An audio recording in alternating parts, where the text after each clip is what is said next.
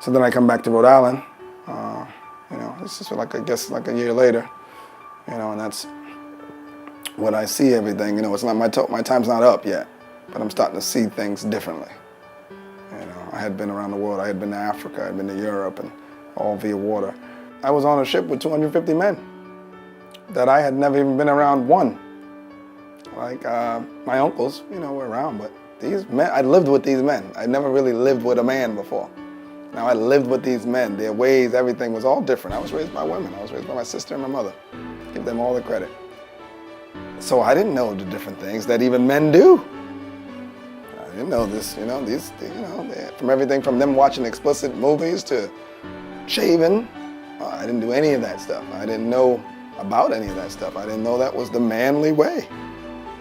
I ironed all my clothes and things like that. These guys didn't know how to iron and things like that. So these are the kind of things that I started to break through and become friends, because I was the guy to go to get your stuff together, to clean up correctly. And these guys, these are grown men from all over the world, all over the United States, some from the world, and they didn't know how to do any of these things.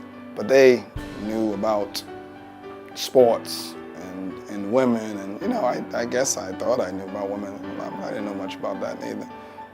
But all these other things, politics, they knew plenty about politics. That's all they talked about. War,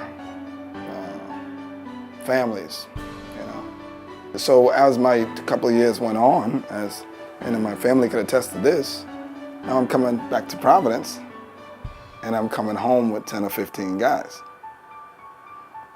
I'm still like the youngest guy. These guys are 20, so I'm like 19, 20, 21 now. But here it is again. And my mom always says it. She's like, they're still in touch to this day with some of the men that I served with.